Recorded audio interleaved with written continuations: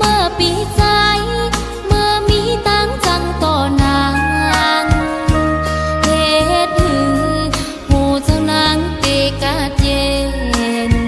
มันเกลือมเยาวนองตั้งหักอ่อนเฮาสองสู่กองเมื่อวันซึ้นเฮาหักกันวันนั้น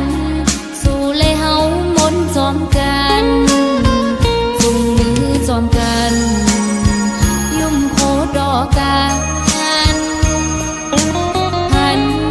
มีไว้อยู่ตีน้ำตากามอ่อนน้องนางอำเธอไกลใจเยาเฮาสู่สายจอมเสือจอมโกมาลาใจเอ่ยเฮาสู่เสือจอมโกมาสัจจารู้แล้วอำมึนมืออ่อนตั้งไหลนางน้องเตย้อนสุมหักเสและมือ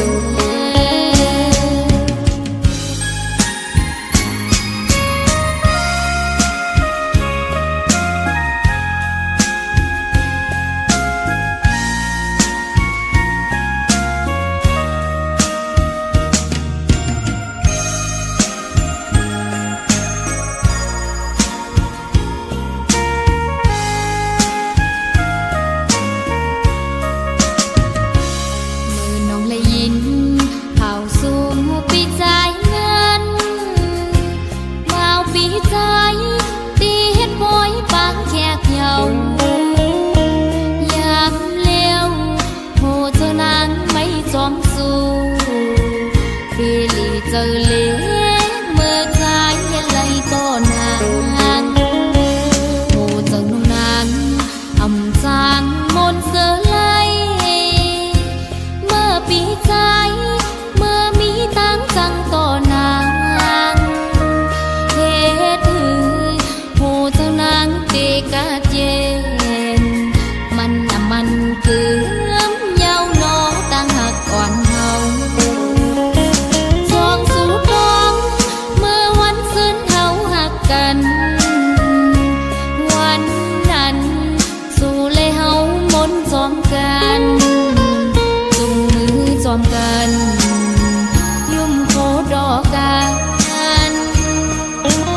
หันมีไว้อยู่ตีน้ำตากามอ่อนน้องนางอำเธอไกลใจเยาเฮาสู่สายจอมเสือจอมโกมาลาใจเอ่ยเฮาสู่เสือจอมโกมาสัจจารู้แล้วอำมึนมืออ่อนตั้งไหลนางน้องเตย้อนสุมหักเสและมือ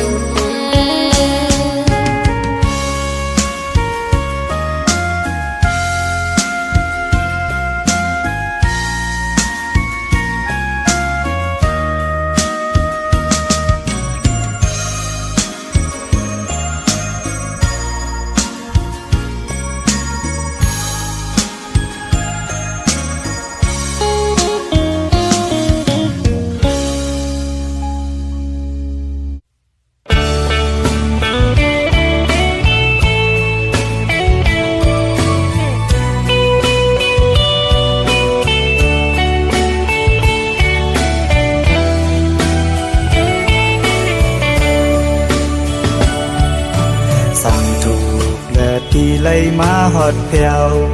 ปอดออกเมลิงจึงไทยที่เมืองกาดเย็น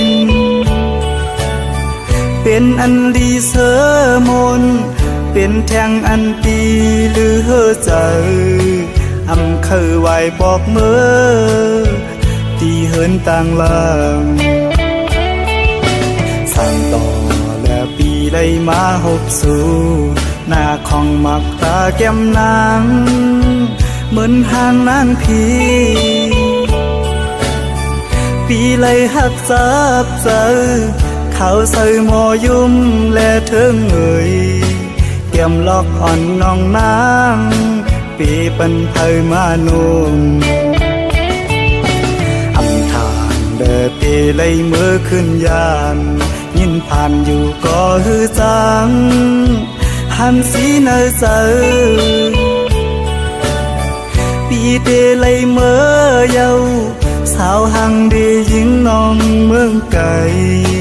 อำเคยไหวบอกเมื่อตีเลยเฮ็ดจึงฮือ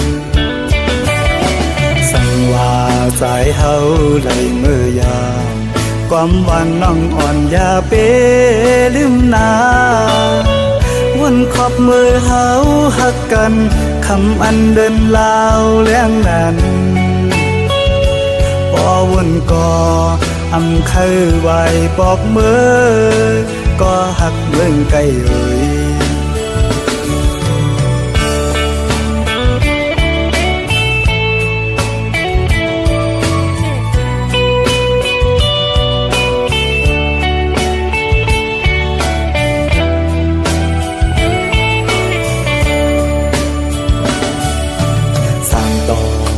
ปีเลยมาหกสู่หน้าของมักตาแก้มนางเหมือนห่างนางพีปีเลยหักจับเจอเขาใส่หมอยุ่มและเทิงเอ่ยเตรียมล็อกอ่อนน้องนางปีเป็นไผมานุ่มอำทานเดอตีเลยมือขึ้นยานยินผ่านอยู่ก็ฮือจังหันสีเนอเซอปีเตเลยเมื่อเยาสาวหังดียิงน้องเมืองไกลอำเคยไหวบอกเมื่อตีเลยเฮ็ดจึงฮือสั่งว่าใจเฮาเลยเมื่อยามความหวานน้องอ่อนอย่าเปลืมนาวนขอบมือเฮาหักกันคำอันเดินลาวเลี้ยงนั้นพอวนก่ออำเคยไหวบอกมือก็หักเมืองไกลเอ่ย